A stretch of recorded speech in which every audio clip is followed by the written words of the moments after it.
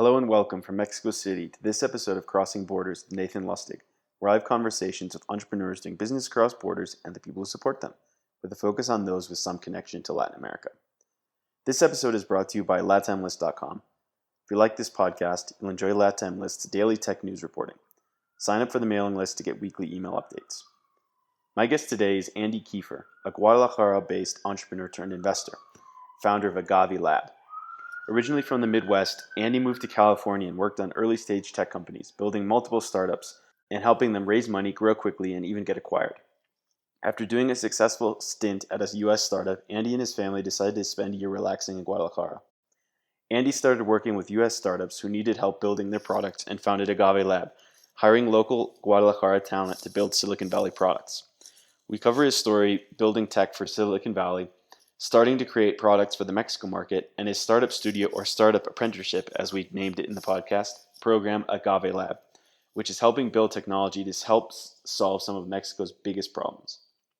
We also talk about his lessons learned in the Mexican ecosystem, why Mexico is an attractive market to start a business, and how investing in the region can help solve some of the biggest problems. I hope you enjoy my conversation with Andy Kieffer from AgaveLab.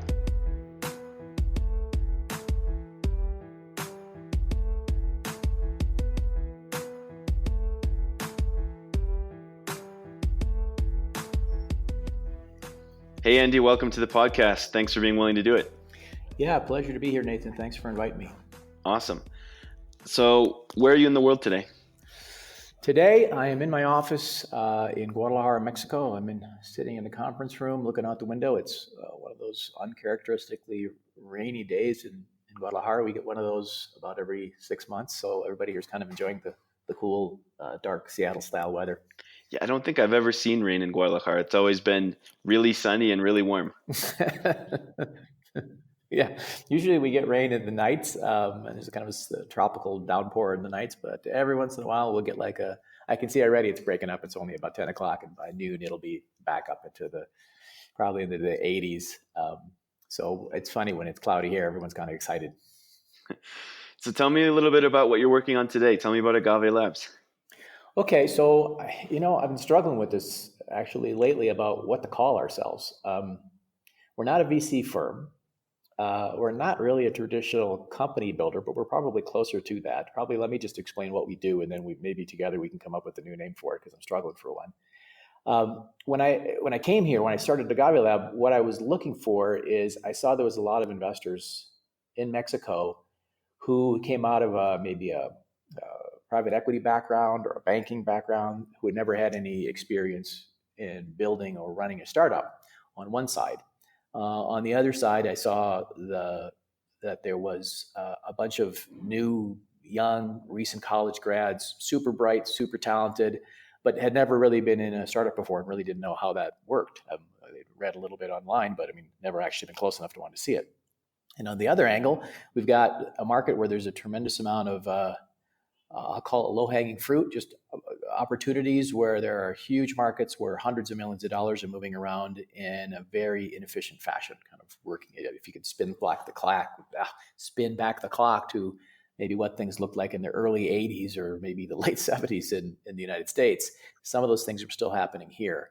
So I looked at all three of those things and thought, how are we going to do this? I thought traditional investing, which is largely what happens here, is we'll give these young kids some money, a little bit of money, we'll take a little bit of equity and we'll let them go.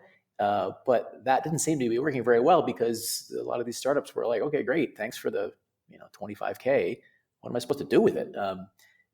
I guess the assumption was that they would just know, but that's really not an accurate assumption. Until you've actually run one of these things, it's really hard to figure it out. You do figure it out, unfortunately, about the time you start figuring out how to build a product for internet scale and how to do customer acquisition, how to build company culture, all that sort of stuff. It's about 6 months to a year in. So when you start getting your legs underneath you, well, guess what? You're out of money. And no one's going to give you that second round because you don't have any traction. So it looks to them like an investor, like, okay, I gave you the money. You haven't really done anything with it, so you're done. So it seemed like the model was broken. So what I decided to do, rather than traditional investing, was to use kind of a company builder model where we would look for ideas or smart people with ideas who, for all intents and purposes, were unfundable. These are kids who were hyper intelligent, super creative, really driven, but had no track record. Didn't have a degree from Stanford. Didn't have a rich parents. Didn't have kind of a known family office behind them. Just super smart people who were not going to be able to get funded in any other way. So we found people like that. We would pair them with ideas, or maybe they come in with ideas. We put a little bit of money behind them. And then I have a team here, 20 or so engineers, devs, QA people, what have you. And we would use that team to build the first version of the product to get the MVP in the market. So what we would do is effectively we would build the company with hopefully a founder or two next to us. And while we're building that product, we're hiring people into that new entity that we've created. And they're sitting next to the people that are on our end who have quite a bit of experience building startups, because we built maybe 50 of them for companies in the US. And in that process, they would learn by like watching how to do it. So that would take, incubation or whatever you want to call them, would take a year or sometimes more. It was extremely intensive. And during that entire time, I'm working with the CEO and the management team to try to do things like, okay, how do you create a company culture? How does venture funding work? How do you fire somebody without crying? How do you make sure that when you're hiring people, what to look for? Legal issues, just all sorts of stuff, motivation issues, the whole gamut from technical stuff like how does convertible debt note work? How does that actually function? What are the advantages, disadvantages? All the way down to like the people stuff, like how to work with people, how to motivate people, how to compensate people, how to drive that company culture that's so important in these startups. So that's what AgaveLab is. I don't know what to call it. Usually these company builder ones, if you think of Rocket Internet, they take a tremendous amount of equity, and the founders they bring on are largely employees. We don't want to do that. So we take a smaller amount of equity, probably a smaller amount of equity than a traditional company builder, but more than somebody like 500 Startups, which is more of we're going to do a whole bunch of bets, small bets, and hopefully one of them will come to the surface. We do a very low frequency, but super intensive engagement for these startups, which has its good side in that they tend to be successful. But the bad side is we can't do very many of them. We can do at maximum 2 per year. So it's kind of like if you want to look at it, we're like the craft beer of startup studios, very low volume, but high touch. I like it. So that's what we're doing. It sort of almost sounds like a startup apprenticeship. Yeah, that's a good way of looking at it. I think maybe we got our new word. Maybe that's what we're going to call it. Because whenever I say startup studio, they think, oh yeah, I've heard of startup studios. Your founders, you bring them in as kind of just hired gun employees, and there's no real motivation for them to stay there. But our goal is really to build a team such that in a year or two they can become more and more independent, and then we back off. We still stay pretty active. Like I was on the board. I'm meeting with them usually once a week or so all the way through the exit process, because that's another thing that I found that is weird in this industry. We create startups, they get going, they get their first customers, they look like they're on a trajectory, and the investors lean back and wait to see their check. Well, it's not that the problems have gone away; they're just a different caliber of problems. Now you've got questions about how do I expand globally? Like, what do I want to take a larger round from? What kind of investors? What's that look like? How do I go a team from 10 to 200?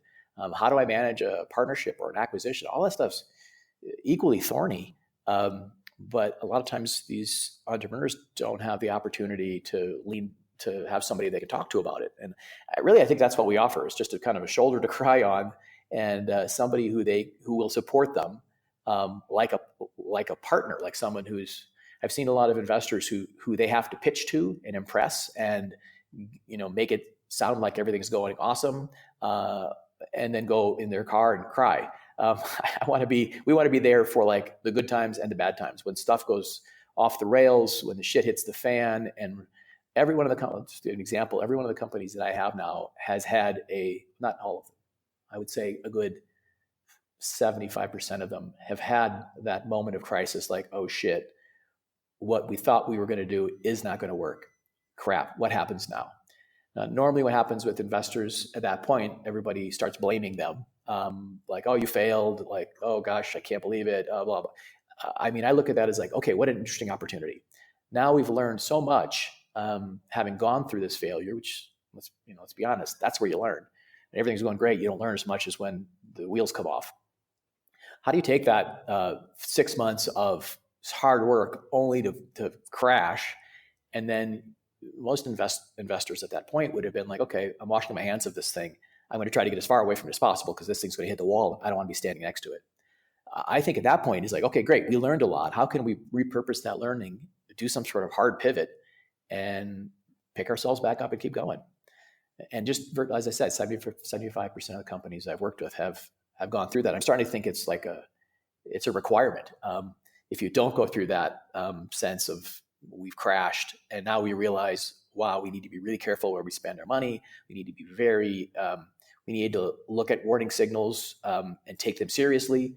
I think you almost have to go through that. And I think doing it is, if you don't do it, you have this sense of hubris that everything's going to be awesome. I don't have to worry. And eventually shit's going to go bad. And you need to be able to like see that coming and react to it in a positive way. Yeah, it makes total sense. And I think we've seen very similar percentages, maybe even higher with the companies we've invested in. They're always going to have that crisis, whether it's early and not finding product market fit, or whether it's later and not finding that next jump, or having hired too many people or not enough, or whatever it is. There's always going to be something. I think the biggest crises you run into is when somebody gets funded, they think, okay, what am I supposed to do with this money? Because no one's told me. I suppose I'm supposed to spend it, which means I guess I'm going to hire a bunch of people and maybe get some fancy furniture. I guess that's what I'm supposed to do. No one's really told them what to do, so it's not surprising that they just sort of, okay, I guess I spend the money now, which is really not what that money's for. You don't hire people unless you have a really strong need for them. If you try to hire as few people as possible and get as much as you can done with them. And the other one is warning signs. I mean, I've seen people where it's clear that something's not working here, something's not right. But the feeling is like, okay, there's money still in the bank, so I'm not going to really react to that. I'm going to like sort of hope that something will magically change. And after you go through that crazy crisis, you realize like, oh no, I'm paying. Next time I'm going to pay, daily attention when something starts going south. I'm going to like respond immediately because generally things are going poorly. They'll continue to go poorly. It's unlikely that some magical event is going to happen to turn it around. So for me, that crash point is almost part of the formula. So I want to jump back into your story and ask you the same question that I get asked basically daily. How did a gringo end up in tech in Latin America? So where are you from originally? Yeah, that's probably the first question everybody asks you when you meet them, right? I get that every time. Like people like, what the hell are you doing here? Are you lost? Yep. Or they always assume I'm here for like spring break or something. Like they start telling me all the exciting restaurants to go to in Puerto Vallarta.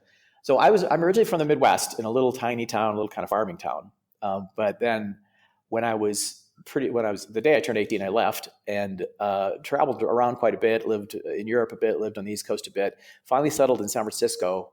And I was there about 18 years maybe. And just, I don't want to call this, this is not a premeditated move. It was just absolute dumb luck. I landed there just about the same time the internet landed there.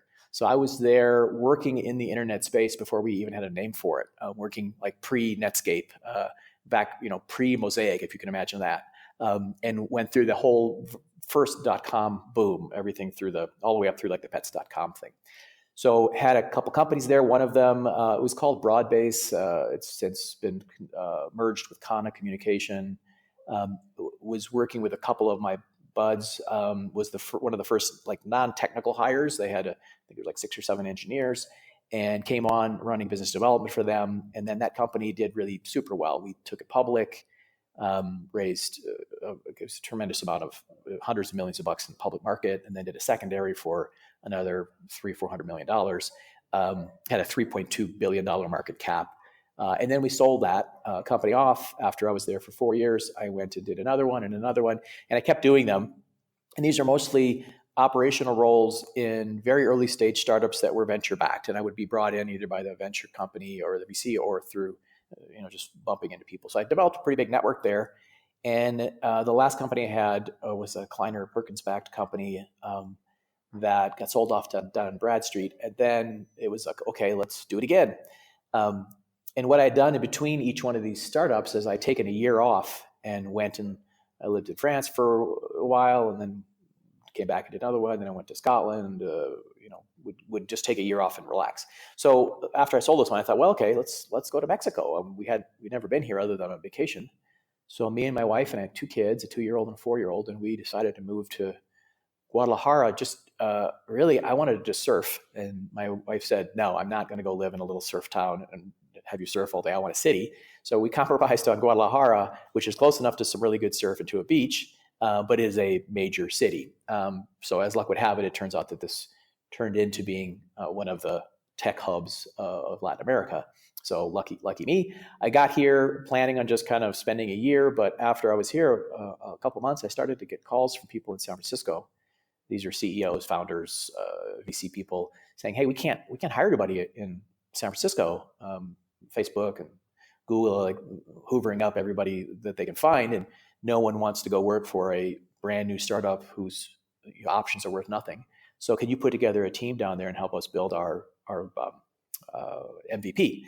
And so I looked around, sure enough, tons of developers here. So I put together a small team, DevOps, Dev, QA, design, whatnot. And our forte was taking very early stage company, generally people, a couple founders with a little bit of money and maybe a napkin sketch, and turning that into the first MVP, getting that into the market, getting some customers on it, and then either helping them prepare to raise an official A round, or actually going up and like helping the pitch or whatever. So did that once quite successfully. Then I got a call from another CEO and another, and before you know it, it's 6 years later, and I've done, more than 50 of them. And at that point, someone in Mexico said, "Hey, you've got this company creation thing kind of nailed. Why don't you point that at Mexico? This is where all the opportunity is." And so I looked around, and sure enough, the stuff I was seeing in San Francisco is the business models are getting more and more kind of exotic. The obvious low-hanging fruit had already been harvested, whereby in Mexico there was all this great opportunity. So I raised a small fund here, and that's when AgaveLab became AgaveLab Ventures. And half the investors are from the US, half are from Mexico. And we started, it's going back 3 years now, and we have 5 companies in the market right now. All of them are growing and successful. I'm actually about 90% deployed on Fund 1, and I'm now raising Fund 2, which is going to be exactly the model for the repeat of Fund 1. We're just going to create probably 7 to 10 more companies over the next 5 years. So for people who don't know, what's Guadalajara like? What's it like? Yeah, that's a very good question, because I get that all the time. When people hear Guadalajara, like, "Wow, you guys have electricity there and running water," and it's a huge city. It's the size of Chicago. It's 6 billion people. It's a giant city. It's extremely modern, very, very hipster. So I would imagine kind of if any of our people are listening from New York, it's kind of got a little bit of that Williamsburg, ironic facial hair, barbershops everywhere, a lot of craft beer, lots of cool restaurants. So it's got all that kind of stuff going on. Well, at the same time, it still is very Mexican. You can still go to a cantina. You can still see a lot of Mexican stuff here. So there is a unique culture here. It's not like a border town. We are very, very, very far away from the U.S. And so a lot of the cultures you see in Mexico that are based closer to the border are kind of like a Texas version. There's a lot of Texas influence or California influence. Guadalajara is so far south that it really does feel like it's its own little culture here. So it's traditional Mexican culture, but on top of that, there's a layer of hipsterism and a lot of sort of tech stuff. So not that much different than a town in Northern California, except a heck of a lot cheaper. Way better tacos, by the way. Definitely. I can agree on the tacos for sure. One of the most surprising things when I first went to Guadalajara was just how well connected it is to the Bay Area compared to everywhere else in Latin America. Yeah, well, I can get up in the morning, hit the airport, have 3 meetings in San Francisco, and be back in my house at night. It's a 3-hour, 2.5-hour flight, 240. There's a bunch of directs into San Jose, into San Francisco, into Oakland. So we've got time zones. We're close on time zones. There's 2 hours difference. Culturally, there's a lot of companies from the Bay Area that have relocated their development, and we're seeing more and more of those, given that the H1, for whatever reasons, the U.S. has made H1B visas more difficult to get. So companies are saying, okay, well, fine, we'll just move the development down to Guadalajara, where there's more resources, they're less expensive, and we don't have to deal with all the visa bullshit. So yeah, there's a big connection here. Oracle's got a big presence here. HPE, Intel, all the big companies that are in the Bay Area have a sort of a sister company down here in Guadalajara. So, and it's also like I would consider it, like from a university perspective, the place where people in Mexico, countrywide, when they go to the university, Guadalajara is usually one of the places they go. Because there's lots of great universities. There's Tec de Monterrey, there's TESO, there's UP, there's a bunch of great schools here for that type of thing. So you see a lot of inflow of people from all around Mexico. I heard that there's more like CS graduates out of Guadalajara than all of the Bay Area. I don't know if that's true, but that's what I heard. Wouldn't surprise me. There's a ton of engineers in the region. So how did you decide what was the decision like to say, you know what, maybe I'm making a bunch of money cashing checks from the Silicon Valley guys. Why point the lens to Mexico and start building companies for Mexico? Well, two things. One of them is just opportunity. You wouldn't believe, like a couple of companies that I have. I'll give you some examples. One was called Digit. They take people who have high interest credit cards, and you go to a website, you put in the card you've got, how much you owe, and it tells you, hey, this is how much interest you're paying, and this is how much your principal is. Now, the average interest rate for a credit card in Mexico is 57%, which to me is like, my mind exploded when I saw that. I'm thinking, like, how has no one figured out that you could put up a website and say, okay, well, we'll take your 57% interest rate, we'll knock it down to 20%, we'll pay off your bank, and then you just pay us 20%. If you can't make money on a you've got no building, you've got no infrastructure, like as compared to a bank, it's a tech company. It just seems like that was seen like such an obvious business opportunity, and I couldn't believe it. And I started looking around, and they're everywhere. Just obvious holes in the economy that people have just not gotten to. So for me, it was just like opportunity. I mean, for a small amount of money and a little bit of time, I can put up a platform that will take a $500 million bite out of an industry.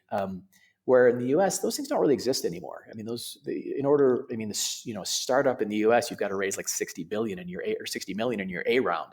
It's highly competitive, and all of those great opportunities have been taken.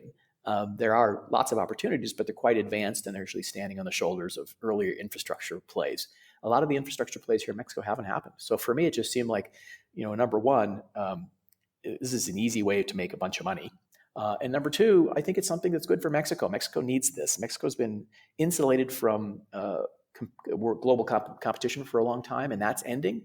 And Mexico's been very, very good, very, very welcoming to me. And I thought, like, maybe if there's any way I can give back to a country which I really, really love and it's been great to me, I can help in this way. So I wouldn't want to say that I'm doing it because I'm a nice guy, but that does make me feel good that we are giving entrepreneurs who might not have an opportunity to create these companies, we're giving them that shot, and I think that's good for them, and it's good for the Mexican economy as a whole. What are some of the other problems that you're solving that when you talk to people in the U.S., they say, I can't believe that's not solved yet? Well, I have a company called Fundamex right now that it does invoice factoring. So, for example, in the U.S., if you have a small to medium business and you have money that's owed to you by other companies, you can factor that and get working capital against those invoices. It doesn't really exist here. I think partially it's because banks have had kind of a monopoly, and they loan money to the top 5% of businesses, and the rest of them, they're just like, go fuck yourself, I don't really care. And that's been a really interesting thing. They're called PYMEs. They're the small to medium businesses in Mexico, which make up by volume like over 90% of the businesses here. There are very few options for them to get access to working capital. Banks just don't want to deal with them. So we put up a small platform that allows investors to buy invoices from suppliers at a discount, and those invoices are backed by generally very large companies that have been around for 40 years and AAA rated, and they're able to make sometimes 15, 20, 25% annually on that. And the small to medium business, the supplier, they end up getting the capital they need to continue to fill that supply chain. So everybody wins in it. The buyer ends up getting their supply chain happy. They get products quicker. The supplier gets the capital they need to continue to make their products, and the investor can make a great rate of return that's quite secure. So people in the U.S. think like, well, that must exist someplace, but it really doesn't. It really doesn't. It's surprising just the wide open markets you'll find here. Yeah, the U.S. and in financing for either people or businesses, they'll just say, well, why don't you just go get a credit card? Why don't you get a bank loan? Yeah. Because in the U.S. you can probably, if you have decent credit, you can probably get an unsecured loan for maybe 10% a year.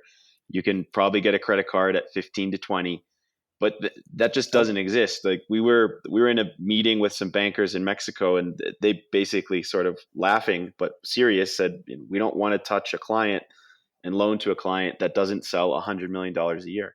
It's like anything smaller than that, it's Yep. like not worth our time. And you mentioned unsecured loans. You can't even get secured loans. Yep. Like I could say this loan is secured. I've got 50 million in invoices from AAA companies that are going to pay me in 90 days. I'd like to get a loan on that. Nope, don't want to do it. It's hard to believe, but I think largely these banks have had such a monopolistic control that they're like, we're making plenty of money. Why would we want to rock the boat? I would not want to be one of those banks in Mexico because there's a lot of fintech companies that are sensing that huge opportunity, and those guys are either going to have to adapt or they're going to get their clock cleaned. Yeah, it's one of the clearest non-competitive, non-innovative markets where lots of new competitors are coming in. It's going to be really interesting to watch. Yeah, there's a bunch of them though. I'm like, you've been around Mexico a little bit. Have you ever noticed like when you go to a big building and they've got the guy behind the desk who's got the big book with the pen that you have to fill in like, oh, here's my name. I'm here to see this person. Give them the thing. And then that guy picks up the phone and tries to find the guy in the 60-story office building to say that you're there. It's completely archaic. So we have another company out. It's called Lobby Fix. And it's effectively just the system that person can log you in, or you could check yourself in with an iPad, and the person who you're going to see gets a notification on their iPhone or their mobile phone vibrates, and they're like, oh, there's a picture of Nathan here to see me. Yeah, go send him on up, and all that stuff's tracked. So I mean, again, another thing that does not take. We're not decoding the genome here. Very simple, bit of technology that will solve a tremendous and pervasive problem in Mexico. Just if you've ever been to, like, for example, WeWork or one of these companies in Mexico City, sometimes you're waiting in line for half an hour to get in the damn building, and there's somebody back there penciling your name in a little green book. Just lots of, as a gringo, one of the nice things about being here is you see these things for what they are archaic and fixable. Where a lot of people who've been here the whole life, like, no, that's just the way it is. It's hard for them to see that as something weird because it's what they've always seen. So having a fresh set of eyes has been helpful because you can see like, okay, well that this process may be normal for you, but it's ridiculous and can be fixed. What are some of the top, say, 2 or 3 lessons you've learned between helping build the companies from the Valley and then also from your portfolio at AgaveLab? Well, I mean, this is going out to people who are thinking about creating a company. It always seems to me like there's this confusion about what that actually means. Like a lot of people say, "Oh, yeah, I'm an entrepreneur." Well, okay, what exactly do you think that means? My advice is just stop talking about it. Just do it. You'll learn more in one day of actually building and running your company than you will in months and months and months of thinking about it. Chances are, well, a couple things. Number one, whatever idea you have, it's both brilliant and idiotic. The ideas are worth nothing. It doesn't. That's not really. If you look at all the successes, Facebook, Google, it wasn't the idea. Before Facebook, there were dozens of social networks. Before Google, there were dozens of search engines. It's all execution. So to think like I'm just going to nail the right idea and then magically money will come flowing out of the ground, that's not what happens. So what's successful is actually doing stuff. So whenever I talk to somebody who pitches me about like, this is what I want to do, like, well, why aren't you doing it now? Why don't you just go out this afternoon and start doing it? At whatever scale and whatever way you want, do it manually. Forget the technology, but just start doing it. Just start moving forward in it. Use whatever manual mechanisms you can to validate, because as I said, you'll learn more in one day of actually trying to make that work than you will in months and months and months of thinking about it. So my primary advice to founders is just get off your butt and start doing it. What about advice for potential investors, either VCs or people who are interested in looking at Latin America? Why should they be looking at Latin America or Mexico in general for deploying capital? Well, I mean, a couple of reasons. If you look at the funding environment in the U.S., you've got your Sequoias, you've got your Excels, you've got your winners who are plowing enormous amounts of cash into companies at a very high valuation, and we've seen that's now happening in Mexico. We've seen companies raising, A rounds of 100 million, companies raising $1 billion. So those are happening. If you're not one of those firms, you're not going to, I don't think the parties you're going to get invited to in the United States are parties you may want to be at, unless you have access to the top tier entrepreneur and team. You're kind of feeding on scraps at that point. But in Mexico, with just a small amount of money, you can pick really great opportunities where I've seen companies where they have, aggressive growth rates, exponential 30-40% month over month growth that are profitable in front of huge markets. And they're raising an A round for like $1 million on a $6 million valuation. In the US, that company would be raising at 60 or 600. So just the opportunity here, it's like going shopping where everything's 90% off. So as an investor, the opportunities there are way more of them, and the quality of them is way better, because it seems like in the US, it's like this lottery game where you want to invest and 99% of the people are going to make zero, and one company is going to be a mega unicorn. Where in Mexico, you could put in a couple $1 million and have a 50x return, and the reliability of it is way higher because you're actually solving a real problem with real, where there's really a market there, and there's an acquirer already waiting to acquire it. So I think from the point of view of just investment quality, the deals that you could do in Mexico are much higher quality with regard to reliability, and the ROI is, while it might not be like a unicorn valuation, is still potentially hundreds of percentage points. So as an investor in the US, I would say this is the place to be. That's the reason that I'm here. What books, blogs, podcasts, documentaries do you like to recommend to people, whether about entrepreneurship or just life in general? Well, of course, yours is top of my list.